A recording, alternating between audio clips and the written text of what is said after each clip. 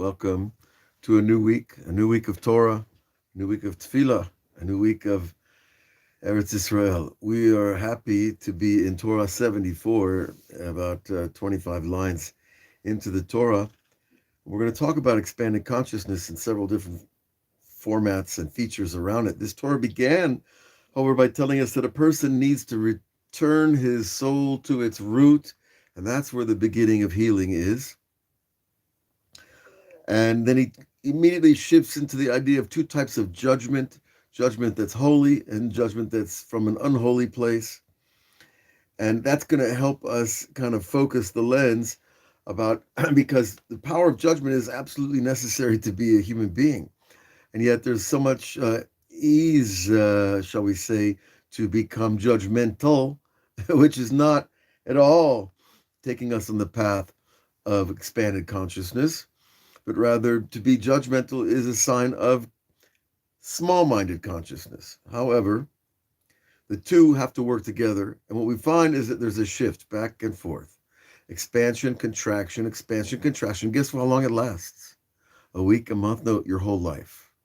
And this is the way human beings are made, because that's the only way we can climb this infinite ladder.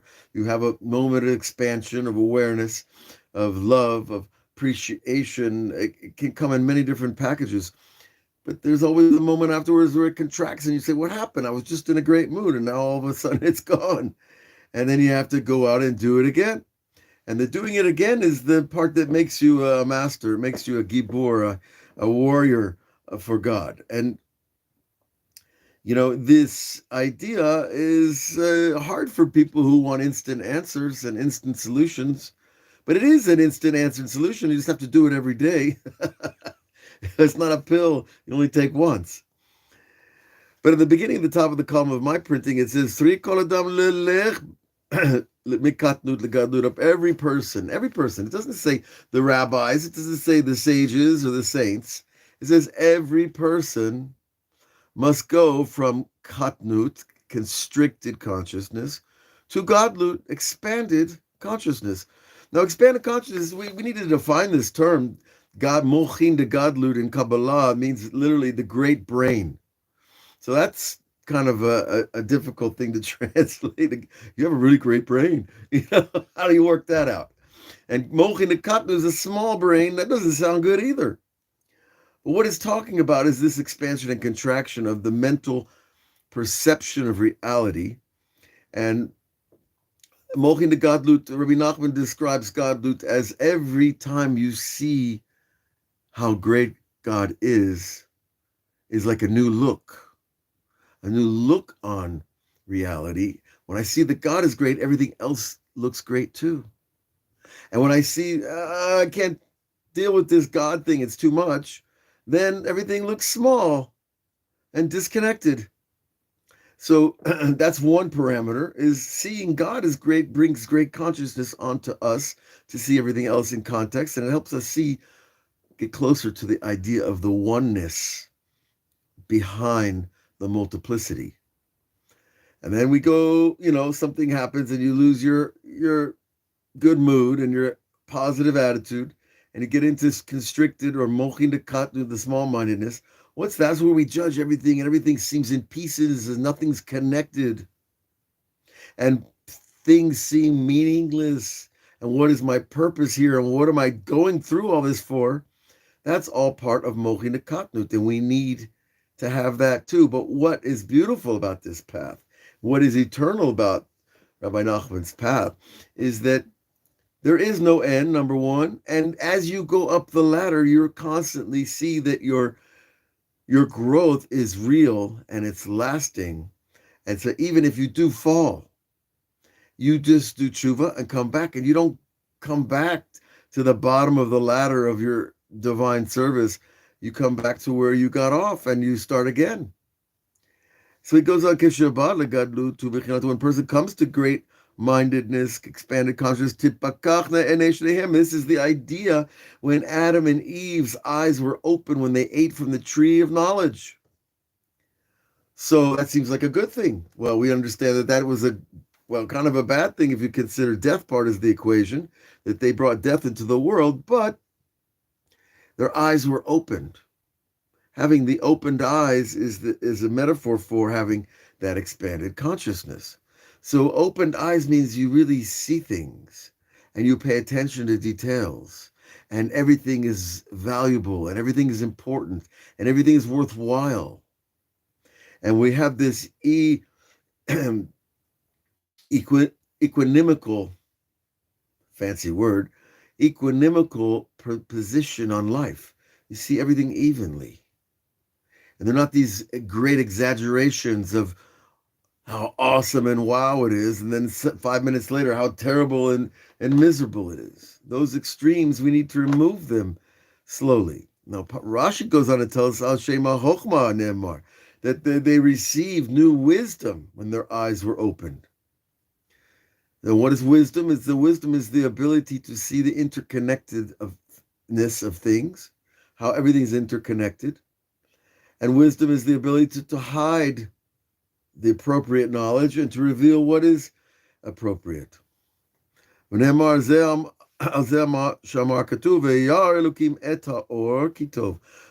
saw the light. Now, what does that mean, God saw the light? God is the light. But he saw his own light and said it was good. Well, God didn't know that his light was good in the beginning? Of course he did. But it was now put into a vessel that he could use to create from. Ve'ein tov el Torah, and he saw the light and it was good, and there's only good, the good. The rabbis frame it in there's no good except Torah. Now we know there are other good things, but it's all connected in Torah one way or the other. U'shnei bechinot elu, and bechinot Shana Rabbah v'Simchat Torah. Now he jumps all the way to the Jewish calendar and tells it that these two ideas of expanded consciousness, Hem Bechinot, it's Hoshana Rabbah, Simchas Torah, the two festivals in Tishrei, the great Hoshana, which is when we're calling out to Hashem for help and for rain especially. It's the Jewish rain dance at the end of Sukkot. And then Simchas Torah is when we dance with the Torah, which is the expanded consciousness. So there's always an expansion and a contraction throughout the whole year. There's times of expansion. There's 3 months where it's expanded and 3 months where it's contracted. And the whole Jewish calendar has this wave pattern to the highs and the lows of the events of the year. Shehem B'chirat Yitzhak v'Yaakov. And also these two festivals correspond to Yitzhak, the contracted power, which we said last time is like the laughter. When you laugh, your body contracts. And then there's Yaakov, the expansion of the power when you unify chesed and gevura, kindness and strength. Together you get the power of Yaakov, which is called Tiferet, beauty. Ki Hoshana Rabbah hu b'china dibur blo da'at. And Hoshana Rabbah, this rain dance, is the idea of speech without knowledge. And listen to what he says, Zu b'chinat areva. That's the idea of the willow branch that is brought as one of the 4 species that are brought on Sukkot. The etrog, the citron, right? It looks like it's a fancy lemon, let's call it, right? It's a very expensive lemon. The willow branch, right? The myrtle branch, and the palm branch. And those 4 species are brought on Sukkot, and each represent different things and different powers and different levels. But here, he's bringing the idea of the willow and connecting it to the idea of speech without knowledge. Ki areva dome lesvatayim. Why? Because the leaves of the willow look like lips. You know, they have that lippy shape. Okay, well, Kedeita Bezohar HaKadosh. This is not, Rabbi Nachman's discovery. It's from the Zohar itself. And he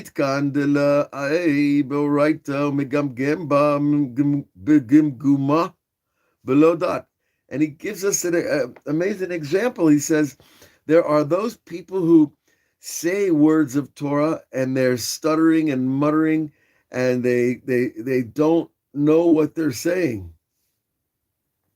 But they're saying the words. Like when you first learn a new language, you don't really know what you're saying, but you're trying out the words. Call milo mila silka le'ela. Well, the Zohar tells us every word that such a person says where he doesn't know anything, every word still goes up to heaven. And Hashem is happy with those words that have no kavana behind them at all. So is God happy with your service? Well, certainly if a person is sincere enough to say the words and not understand them and not know them, they're still going to go up to the crown of glory. And he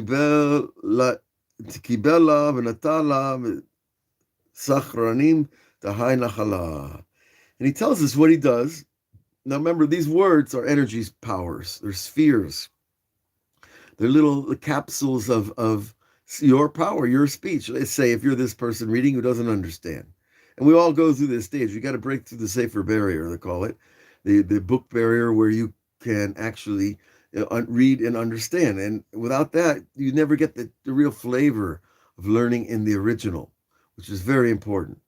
So he tells us over here that these words go up above. Every word goes above, and God is happy with them. And he receives them, and he plants with them. All around the upper stream, it's called, the Nachal.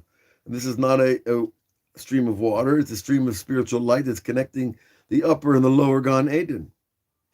V'tarvdu be'inun milin ilaner de Rav Ravin. And he takes these words that come from no understanding, and he makes with them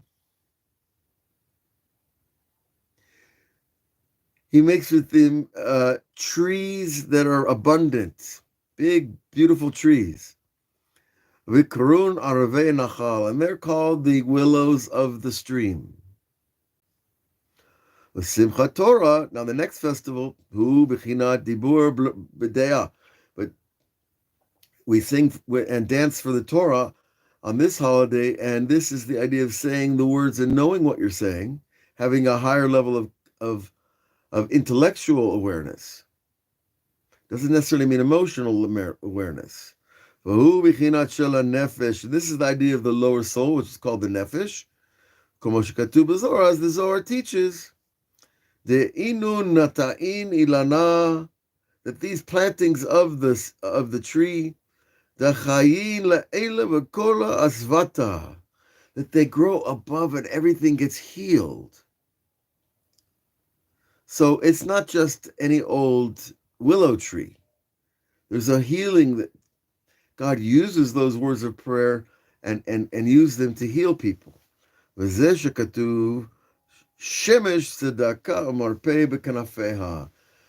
sun, shemesh tzedakah, is charity and healing in its wings. What are the wings of the sun? Of course, the rays that shine 93 million miles down here on us. So those rays of the sun's light are wings of healing. Ki shemesh hu bechinat Yaakov. Because this idea of the sun is the idea of Jacob. Shehu bechinat dibor b'deah. This is the idea of knowing what you're saying what you know. And this is the idea of the tree of healing. So when you add the component of intentionality, your purpose, you add the quality of healing. Shemesh umagein Hashem Elokim. That Hashem is like the sun and the shield. Now it could be a shield from warfare, or it could be some sunglasses, or it could be an umbrella. But God is both. He's the light, the sun, so to speak, and he provides the shade to make it palatable, to make it pleasant to receive from. And these two ideas are reflected in the names of Hashem, Havaya, Yud-Kei, Vav-Kei, and Elokim, the name for creation and the name for judgment. Bechinat Yitzhak v'Yaakov, these two ideas of Yitzhak and Yaakov, hem bechinat din urachamim. These are ideas of judgment and mercy. You can't have judgment without mercy, and you can't have mercy without judgment. Now you can try, but judgment without mercy is a terrible thing. It's cruelty. This is the idea of the messianic vision that tells us one day the moon will be as bright as the sun. Now, in metaphoric terms, that means that those Jewish people, which are compared to the moon, their kingship, their power will rise in the world from the exile to redemption. And it will be as large as the sun, so to speak. What's interesting is God in his perfection created a human-centric world. What does that mean, a human-centric world? It means he created the world in a way that it would be perfectly proportional to the human perception. That's a lot of P's, right? Perfectly proportional to human perception. Meaning, when a human being looks at the sun, he sees a disk, say this big. And when he looks at the moon, he sees another disk the same size. And the sun and the moon are always looking to be the same size, even though they're far different sizes. So now, when you see, that shows you that God is measuring the universe from man's perspective, not his own perspective. Completely different reality.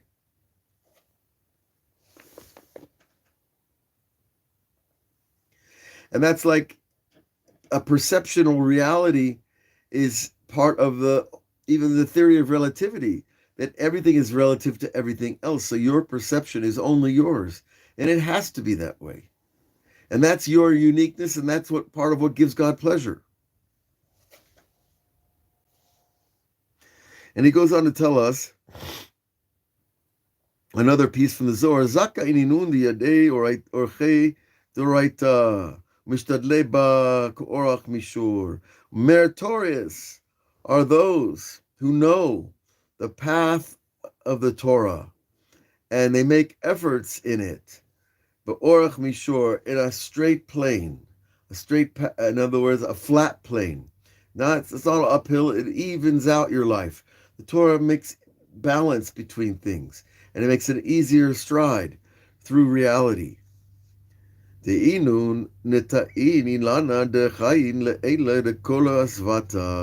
And he tells us that these plantings of the trees of the Nachal are the life above, the kola asvata, that heal everything.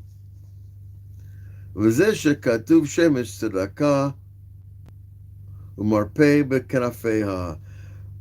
sun is charity, and it has power to heal within its wings.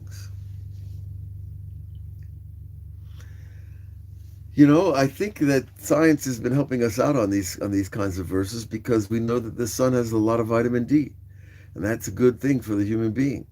We know that the sun provides us, obviously, with warmth. It also provides us with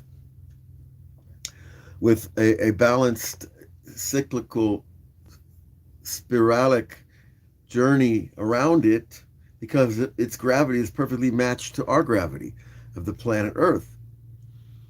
And we also know that, what is the idea of charity? Why is the sun compared to charity? Because the sun just gives and gives and gives and gives and doesn't stop. Now, that doesn't mean that a human being needs to give and give until he's empty, he's broke. But it does mean that we have to can always be in the giving mode. Even if you can't give everything, you give something. So, you know, if you want to test God, the rabbis say, test him with one mitzvah. Test him with the miracle, I was going to say. Well, that's interesting. With the miracle mitzvah of charity. Why? Because test God on it. And tell him, take the coin or the dollar or the $100, whatever you're going to give. Say, God, I need to believe in you. I want to believe that I'm going to give away this $100 and it's going to do good in the world and it's going to come back. Shlach lach machal pnei hamayim v'rov yamim se'ena. Send your bread upon the waters. Shlomo's not talking about your wonder bread. You know, Shlomo Amelech is talking about your money. He understood that money was bread long before the brothers, right? And in the abundance of days, that money will come back. And that's really a wonderful way to build your relationship with Hashem, because first of all, you get more money from giving charity, and you see it happening, and that gives you faith in the one who created the system. And we need that faith, because it's a long haul here. it's a long ride we've got in this lifetime of Torah practice. And whatever you do, do it the best you can. And don't worry about how much you do, but how much quality, how much of yourself you put into it, because that gives the Eternal Father the greatest joy that He created you. And send out some of that bread. You'll see that it's going to come back to you. God bless you all. We'll see you this week is Erev Lag BaOmer. So this week, the Yeshiva Mekubalim Nar Shalom in Jerusalem is going to be preparing for a big journey up to Meron. And there's a huge tent up there, size of a football field. There's going to be food and drink and dance and song and Torah all week. And you know, anybody who is around Har Meron should stop in to see Nar Shalom. And I hope to be there at the end of the week. So if you're around, look for Avraham Shira. And if you don't recognize me, well, look for the white beard. You'll find about 500 of those. But God bless you all. Have a great week, and we'll see you again.